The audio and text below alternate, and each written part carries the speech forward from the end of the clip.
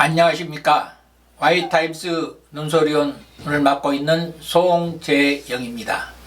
지금 제3지대 서울시장 후보 단일화를 위한 토론에서 그동안 금기시 되어 왔었던 기어 축제 논란에 대한 안철수 후보의 반대하는 편의 인권도 존중되어야 한다고 발언을 한 것이 정치 쟁점화되어서 4.7 재보궐선거의 쟁점으로 비화될 조짐을 보이고 있습니다.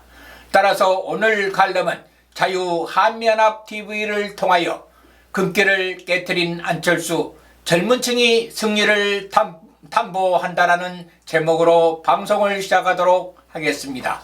많은 공유와 구독 말씀 부탁드립니다.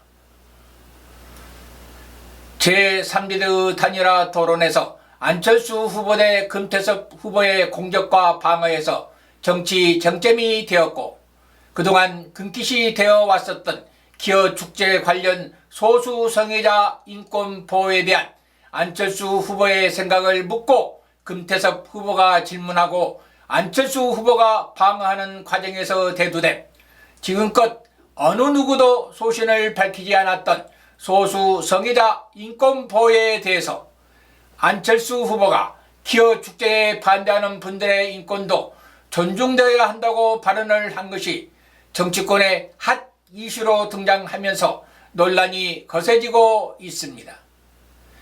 이는 차기 대선의 전초전으로 이어지는 4.7 서울시장 보궐선거에서 성소수자 문제가 쟁점으로 부상하고 있었기 때문입니다. 정치권에서는 안철수 후보의 이런 발언이 제1야당인 국민의힘과 단일화를 의식하고 승리를 위해선 보수 진영의 지지를 끌어내기 위한 전략적 발언으로 보는 시각도 있지만, 안철수 후보의 이런 발언은 유력 정치인으로서 여간에서는 밝히기 힘든 정치적 금기사항이기 때문에 안철수 후보의 이런 발언은 정치적 파장이 만만치 않을 것으로 보입니다. 특히 성소수자의 문제는 동성 결혼과 트랜스젠더, 군 복무 허용 문제 등을 두고 국론 분열의 양상을 보인 미국처럼 우리나라 역시 진보와 보수를 가르는 어젠다로 민감하게 반응하면서 점차 굳어져 가고 있는 형국이기 때문입니다. 실제로 2017년 문재인 민주당 대선 후보 TV 토론에서 성소수자의 문제와 관련하여 질문에 답변하는 과정에서 동성애에 반대하는 의견을 피력하여 정의당과 일부 진보를 표방하는 세력들의 비판을 받는 곤혹을 치르기도 했습니다. 그리고 어느 정치인도 눈치를 보면서 소수 성애자의 인권 보호에 대한 견해를 피력하지 못한 채 적당히 얼버무리고 마는 것이 현 정치권의 실정입니다. 이렇듯 자칫하면 발언 하나에 커다란 충격이 올 수도 있는 극도로 민감한 상황이지만, 오히려 이번에 안철수 후보의 이번 발언은 실보다 득이 훨씬 많다는 것이 언론과 정치권 그리고 시중에서 안철수 후보의 발언이 회자되고 있는 실정에 있습니다. 지금 정치권과 언론 그리고 시중 여론에서는 안철수 후보가 그간의 우려를 싣고 토론에서 안전성과 진실성을 가지고 차분히 대처를 하면서 실력과 자질을 점차 확대 재생산하면서 의사로서 또 과학자로서 코로나 시대를 극복할 유력 정치인으로 변모하고 있는 것으로 대체적으로 분석하고 있습니다. 이를 뒷받침하듯 많은 분석가들은 이번 퀴어 축제 논쟁에서 역설적으로 큰 이득을 본 사람은 안철수 후보일 것이라고 이구동성으로 말을 하고 있습니다. 단일화 승리를 위한 주요 공략지대인 보수로 외연을 확장함은 물론이고 다른 진영에서조차 결코 미칠 것이 없다는 분석과 평가가 나오고 있기 때문입니다.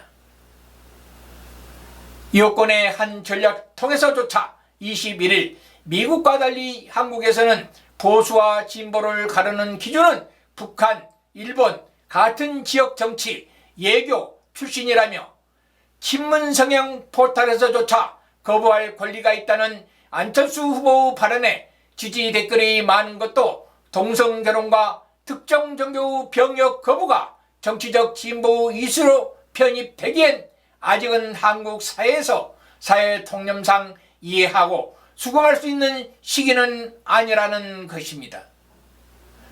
다시 말하자면 아직은 한국 사회에서는 시기상조라는 것이 대한민국 사회 현실이라는 것을 반증해 주는 대목이기도 합니다. 그런데도 민주당은 지난번 총선에 이어 이번 보궐선거에서 어정쩡한 태도로 일관을 하고 있습니다. 그것은 진보를 표방하고 있는 민주당으로서는 혹시 소신 발언이 아니더라도 소수 성애자의 문제에 자칫 잘못 접근했을 경우 감당할 역풍이 만만치 않을 것을 우려하기 때문임은 말할 것도 없습니다. 그러나 정치학자들은 이러한 현상이 궁극적으로 지지층의 내부 결속만을 의식한 것으로 지금은 국민들의 인권의식과 전통적인 유교적 관점, 거기에 분단 국가로서 병역을 의무적으로 마쳐야 하는 젊은이들의 사고가 어떻게 전환될 것인지 몰라 쉽게 의견을 피력하지는 못하지만 그래도 유력한 정치인들이라고 한다면 소신을 가지고 정치적 견해를 피력하면서 이해와 설득과 조율을 할 수 있는 리더십의 소유자라야 대한민국 미래의 비전과 국가 경영을 믿고 맡길 수 있지 않겠느냐고 반문하곤 합니다. 더구나 대한민국의 미래 비전과 4차 산업혁명을 주도해야 할 젊은 세대들이 수평적 사고와 진취적인 기상으로 대한민국의 발전과 미래 산업에 도전할 수 있는 것이 무엇인지 꼼꼼하게 챙기고 비전을 제시하는 정치인들의 각고 노력과 관심이 그 어느 때보다도 필요하다고 정치학자들은 요청하고 또 지적하기도 합니다. 결국 이번 선거는 진보와 합리적 진보와 중도 그리고 보수 대결에서 누가 합리적 진보와 중도층의 지지를 끌어내느냐가 이번 보궐선거 승패는 물론이고 차기 대선도 미리 가늠해 볼 수 있는 잣대라고 평가를 하고 있습니다. 그런 면에서 본다면 이번에 핵심 쟁점으로 부상하고 있는 퀴어 축제 논란은 젊은이들이 대다수 병역을 빌했기 때문에 그리고 평등이란 개념을 인식하고 있어서 다소 논란이 있을지언정 안철수 후보는 얻는 것이 많고 잃을 것은 별로 없다는 것이 대체적인 중론인 것 같습니다. 아무튼 안철수 후보 달라도 너무 많이 달라졌습니다. 건투를 빕니다. 지금까지 자유한미연합 송재영 상임대표 칼럼이었습니다. 경청해 주신 국민 여러분 대단히 감사합니다. 야권의 단일화를 반드시 이루어내어 대한민국을 문재인 정권으로부터 보호합시다. 감사합니다.